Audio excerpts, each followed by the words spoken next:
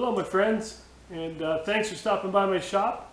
It's Chuck, and as you know, this channel is Outside Screwball, and really appreciate you taking the time to stop by and check in here. And we got a few things to discuss today. No machining in this one, but I think you're going to really enjoy this video. We're going to talk about my balls. Not those balls, but my screwy balls. We'll have a little talk about that in the beginning. And then we're going to take a little road trip and go see my buddy Carl. He's been working on restoring a Japanese horizontal mill, World War II vintage. And here's a couple of photos. Let's take a break and we'll look at the photos.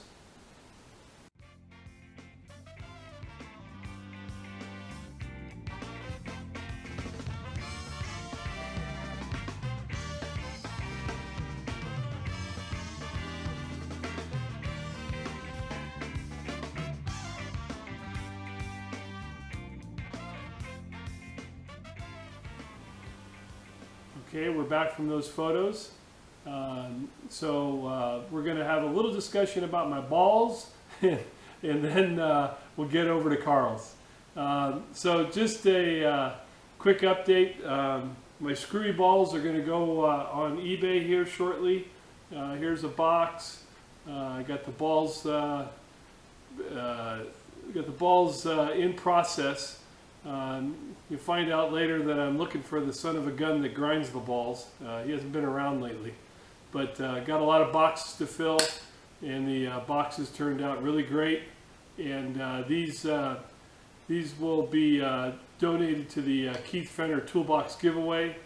That's going to be my donation to the Toolbox giveaway, and then also they'll be part of the Stan's Bash this coming Saturday down in Southern California. Really looking forward to seeing all the YouTube creators. A lot of guys I've talked to or emailed or on the phone and met. And it's going to be a great time. I know Stan's going to be a super host, and there'll be a video from Stan on that afterwards. So really looking forward to that. So anyway, in closing, there'll be a little short dissertation on my balls, and then we're going to run over to Carl's. Just to point out also, Carl asked me in viewing the video on the restoration of the horizontal mill, and this is going to be a multi-part video. This is just the first of series. If anybody happens to recognize this mill, and if it was built by an American or a British company and then licensed to the Japanese to build, he's really looking for some more information on it, and it'd be really helpful if somebody happens to notice anything. Okay, I think that's it. Again, thanks for stopping by. Thanks for all being my buddies, and we'll move on with the show and enjoy it. Well, got home from work today and got a package that I knew was coming. It's the blanks, or the wood box blanks that I got from my buddy Brent there at Digiconso. And I carried the box out and set it here in my table saw, and I looked down and see in the right corner Screwyball Skunk Works, and there's my logo portion. But take a look at the return address. I haven't talked to Brent yet. I don't know if this is a true company, Twin Peaks Scale Holder Company. Does your scale holders measure up to Twin Peaks? Ah, too goddamn funny. So anyway, I'm gonna put a call into Brent and see what's up. But I just had to whip the camera out and show you this to you guys. Too funny. I think he's pulling my leg here, but we'll see. Well, I just wanted to show the packing job they did. This is a very stiff cardboard that was on the outside of the package here, and everything's protected with styrofoam, and then all the boxes are, looks like they're separated and individually wrapped inside. Also sent some of their product literature, and this is Builder Architect magazine from 013, and a picture of the bell tower that they did on this custom house. They do some really unique framing. Anyway, we'll start opening it up. It's like Christmas, and get this guy apart. Let's see if I can get one out real quick. Well, let me get one out. Well, you can see how they're packed in there individually, and you got one out.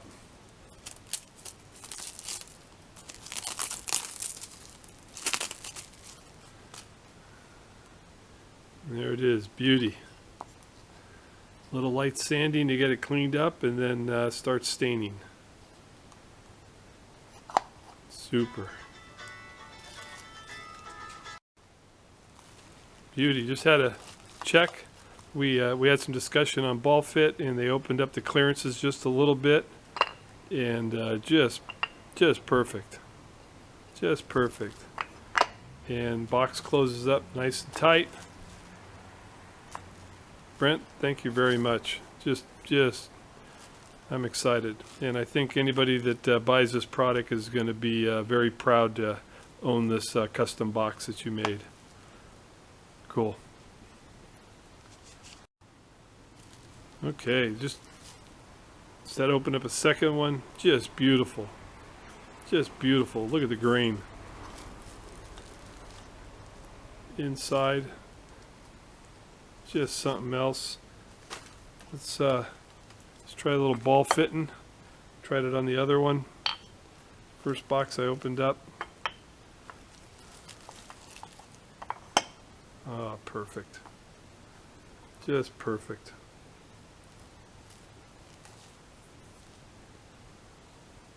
Brent, thank you very much.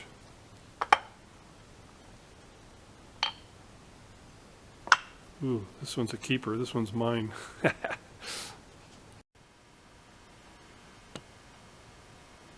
Well, I've been working on getting the box blanks stained up, and then shooting them with a coat of finish. Moving forward, using natural Watco Danish oil, and then the Def semi-gloss finish on it. And next is start prepping them for hinges. Got a lot of blocks to do. Don't know where my ball grinder is. I know he went golfing yesterday. Damn guy. Got a lot of balls to grind now to start filling boxes. Let me show you how we're setting up the hinges. So here's a piece of metal, came out of one of the card file cabinets. I save everything. Well, it's got a nice 90-degree bend right here. It's opened up in the corner. So I had more of these. So I took one of these, and there's the 90-degree corner. And then I went ahead and did a break to make a template. And so you can see I've got the hinges already on here, on this box as a trial. And so basically tried to make this simple. Make sure I got the box oriented correctly, and then the box sits down into the template, and there's my my hole patterns. So basically just right here on the drill press, and just hit the holes, already set the depth, and I can punch the holes pretty quick. End up with a nice clean setup. And then I found that when I go ahead and put the hinges on, I just put it in my wood vise, get the box nice and true first, and then put the hinges on. And then by doing that, the box lines up real nice. So just got to find that ball guy and get him start grinding. But they're looking good. Hey guys, so as I mentioned in the start of the video, I told you we were going to do a little trip over to Carl's, and we're in his shop here, and we're looking at the mill, and he's going to go ahead and give us a nice explanation of it, and I'll do a little panning up and down as we're talking. Go ahead, Carl. Thank you too. Good morning, everyone. Well, at least it's Sunday morning here again in Carl's shop. This is a Japanese-built World War II vintage horizontal mill. I bought it from a local machine shop that had purchased it at auction in 1946. Now there's a story behind this, and that is that at the conclusion of World War II, the commander of an American naval vessel told his crew, go over to that Japanese warship and remove this horizontal mill and put it on my ship. When he arrived at Alameda in 1946, we think, maybe 45, the Shore Patrol confiscated the mill, saying that it was illegal war booty, and later sold it at auction. It was been owned by the same shop nearby until about 2 years ago when I purchased it for restoration. Well, not quite a restoration. I'm just going to clean it up and repaint it. The shop that owned it was very good on taking mechanical care of it, but they absolutely refused to clean it. This was the dirtiest machine that I've ever seen in my life. So I've cleaned up a lot of it. I've painted some of it, and I'm now ready to check the spindle and the bearings and make sure that they're okay, and then later I'll connect it up and give them a test run. So today what we are going to do is show you the bearings and spindle as it came out of the machine. Guys, when you start any project, you need some wrenches. So Carl's got a little explanation on this wrench you're going to see right here. Go ahead, Carl. Well, I found this jewel in the weeds on a construction site. It had been there for many years. It was kind of a mess of paint and rust. One of the worst burnout jobs that I've ever seen. The guy who did this, well, he made a wrench, but it was ultra ugly. And so I call this my old ugly wrench. I found it probably in 1980. That was before this shop was even built. I've carried it around, drug it around from shop to shop, and it sat on the floor. It's kind of too big to hang on the wall. And when I needed a big wrench to take the spindle apart, I sat down to design one, and all of a sudden I thought about this one, and I says, let's check and see if it fits. The distance across the jaws was 3 1/4 inches, and I needed 3 3/8 for this project. This was just absolutely perfect. So, once again, don't throw anything away. You may need it later. Great. and like he said, this thing weighs, it's an inch and 1/8 thick. It's an inch thick. Inch thick steel. You can see the burnout on it. He did a little cleanup on it, and it's it's about 20 inches. Yeah, about 20 inches overall. Yeah, 18, 19, something like that. Yeah, 19 inches long. Hey, good eye, Chuck. It's a beast. You did well. You can get some torque with that. Okay, we'll move the camera so we can look at some more items here. Okay, we set this up so that I can show you how the wrench fits the spindle. But before I do that, I'll show you how the original designers intended the spindle bearings to be adjusted. You see the ring of holes in the spindle nose, and that matches up with the hole in the spindle nose guard. So the guard would go on like this, goes together, and if you need to adjust the bearings, you put a pin in. Well, if you look at these holes carefully, every single one of them has been wallowed out pretty badly. And I concluded from this that the prior owners were having trouble adjusting the spindle bearings. I mean, they've been beaten out pretty badly. So rather than use the intended method, I decided that I needed a big wrench, and that is why Old Ugly over here was built. And I just simply took and drilled and tapped 2 half-13 holes and put a couple of cap screws in with turn-down ends that match the holes in the spindle, and that's my wrench. So Chuck held one end of the wrench while I beat on the hammer and chisel to remove all of the inside components. Okay, we're going to stop for a second, reset, so I can show you how the spindle came apart. Okay, we're back. Here is the spindle. This is the front bearing. This is the end play adjustment. This is the gears. This machine is all gear driven except for the first reduction from the motor, which is via V-belts. Everything else is gear drive. 3 horsepower. The rear spindle bearing. Let's go back around and look at everything again. This is the rear spindle journal. This is the drive keyway. Here's the key. This thread locks the gear onto the shaft. This thread is the end play adjustment where this operates. Whoops, there's the thrust washer. Just real quick. We'll do that. Okay, you show them. Okay. Front journal, and again the ring of holes for adjusting the bearing clearance. This is an NMTB, National Milling Machine taper, yeah, whatever, 40 taper. Let's go back around again. Front bearing. Here is a thrust washer. There is an identical thrust washer on the back side of the spindle nose. You notice that the oil groove is eccentric and it's got a little hole to admit oil, a little slot actually. Here is the front of the front bearing, the adjusting or lock nut, the rear adjusting lock nut.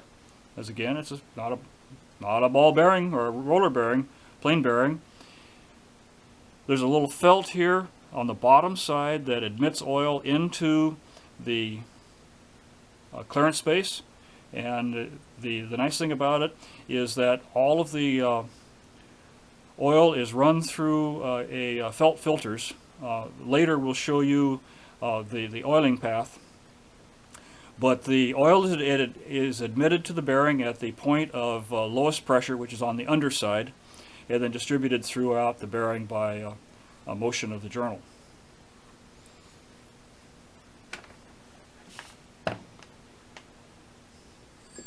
Here is the rear thrust washer. There's only one washer on the rear, and it thrusts against the adjusting nut, which has 2 brass locking pads with the locking screws so that this adjustment can't change.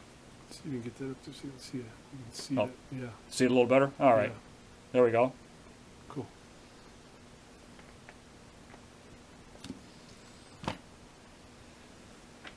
The front journal is 2 1/8 inches. The rear journal is 1.5 inches, but the design of the bearings is exactly the same. You notice that the exterior surface is tapered, and in a later section on this, we will show you the taper that's machined into the base of the machine. Yeah, Chuck was saying that we ought to talk about how the bearings are adjusted.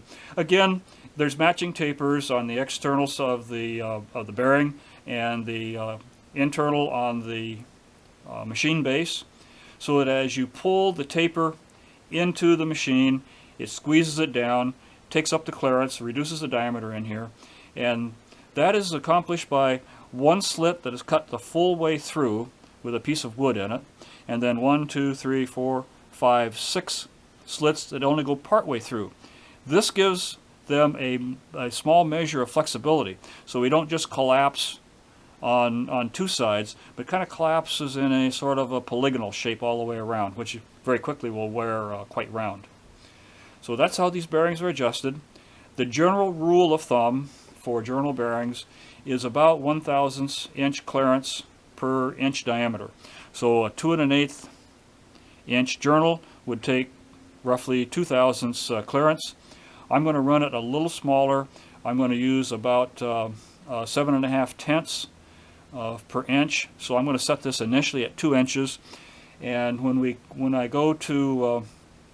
show you the spindle and bearings installed, I will tell you a bit more about how these are adjusted and checked.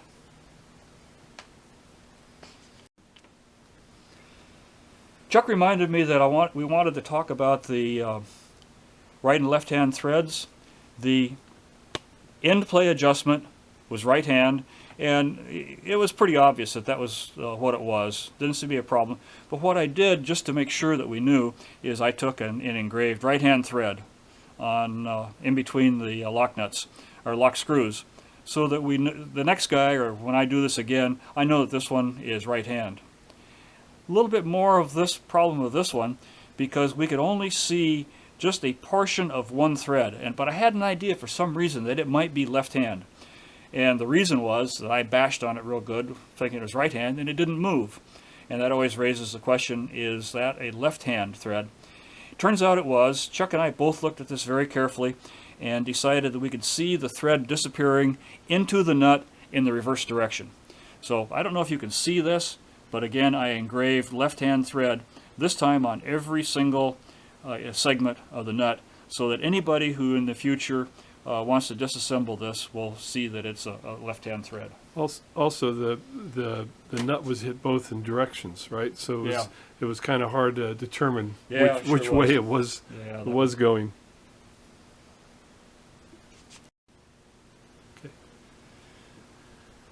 One of the interesting things about this machine is that some things are extraordinarily well done. The pattern making and the castings are very good. The machining on the whole, particularly on the moving parts, is very, very good. Every now and then there's some odd pieces that say, this was just kind of a backbench work. This wasn't first-rate stuff. And I want to show you an example. This is the oil sight socket. And the oil sight rings are not symmetrical. They are, oops, I'm sorry. Reaching down here, these rings are not, don't fit the same way each time around. You have to put them back the way they came out. So the tapped holes in the machine base have to be matched to the rings, or the bezels, let's call them. So if you look very carefully, you can see 1, 2, 3, 4 center punch marks. Now, this technique for making sure that the hole is in exactly the correct location is shown in the old textbooks from the 30s and 40s and maybe even up into the 50s. As a means of layout, you first lay out the center line using whatever you need, height gauges or spacing blocks or whatever, and then you center punch holes at the drill diameter, and when you drill the hole, the goal is to cut away 1/2 of each of the center marks. And this is the first time that I've ever seen this method used. All of these holes were done in that method. Good. Okay, we walked around the mill trying to think of what else we can show you. Started at the motor housing. This is it's a US-made motor, so obviously it's been remotored at some time during its life. And as I said earlier, the drive from the motor to the gearbox is by belt reduction, which we're not going to show. So moving up, we come up into here to, this is the gearbox on the back side. The motor drive goes into this shaft. There's a gear reduction up into this shaft.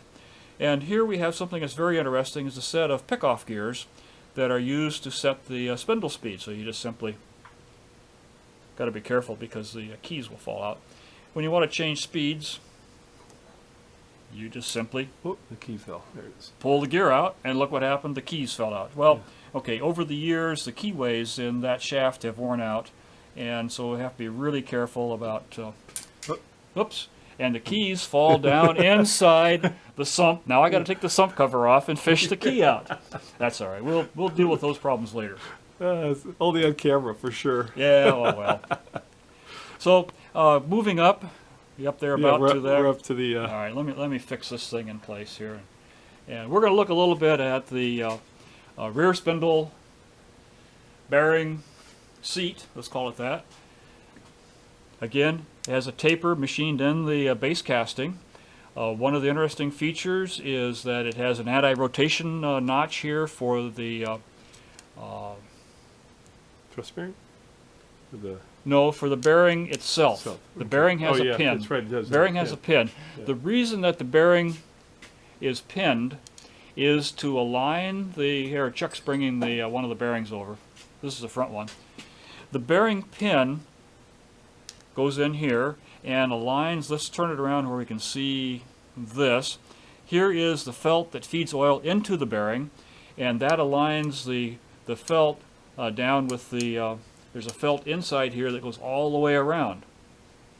So oil is brought into the system. We'll show you in a minute. We'll go over on the side by a felt, and that felt deposits the oil inside here, and then it's taken again by the felt into the bearing. So there is quite a bit of filtration of oil through this thing. Yeah, there we got a pretty good view of the felt. Yeah. Well, we may as well go around on the other side and look at a little bit of the oil feed system and the gearbox.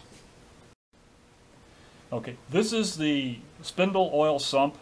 It's been bolted on, it's gasketed. I don't want to take it off, but there is there's a felt laying in the bottom of the opening in here, and that felt runs into the base casting where the felt on the bearing that we showed you.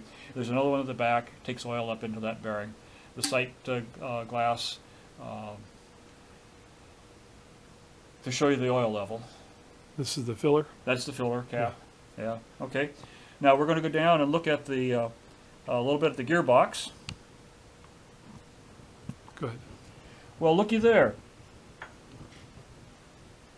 There's the keyway that dropped in. And by the way, when I opened this up and started cleaning this out, I pulled 11 keys out of there. So these guys were changing the gears enough, and every time they'd drop a key in, they just simply go over, get another piece of 1/4-inch key stock, saw it up, and drop it in. By the way, this mill is an interesting combination of metric and imperial measurements. A lot of the fasteners are imperial. The reason for this is unknown. As I said, this is a World War II vintage machine, probably designed in the late 1930s. There will be, I think you've already seen at the beginning the still photos that I took before starting to clean this up. If any of you guys recognize this as either a U.S. or British machine that was either licensed or copied, I'd be glad to know of what the original design was, because the presence of so many imperial features, including, for example, the diameter of the spindle journals is inch, not metric, but the lead screws on the machine are all metric. So there's clearly something that suggests the possibility that this was licensed or copied. And then we got the motor adjustment down below. Yeah, this is probably belt adjustment. I haven't worked all that out. There's a couple of big adjusting screws. They don't seem to bear against anything, and I haven't quite gotten there yet. So, okay. Well, Chuck suggested that we look at some of the pieces that have not yet been painted and cleaned up. So let's start with the base. There is a sump for the coolant, which has never been cleaned and, quite frankly, will never be cleaned because it is filthy beyond description. If I could have taken this to a hot dip tank and dumped the whole thing, I would have, but it's simply impractical. And so I cleaned it the best I can, and that's going to stay the way it is. So moving on to the functional moving parts of the horizontal mill. Here's the pedestal for the knee and the lead screw bearing. Now we're going to move on to the knee, which is right here. We can only see the back side, but that's the interesting side. So here is the drive shaft, which feeds into a pair of gears, which turns the lead screw. I was lucky in that this knee was easy to take off. If a little hard to see, but one side of the dovetail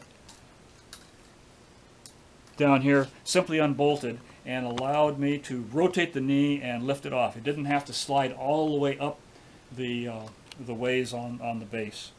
So there's not a lot of interesting there, but you can get some idea of how dirty this machine is. This piece is absolutely clean compared to what the base casting and the other parts were.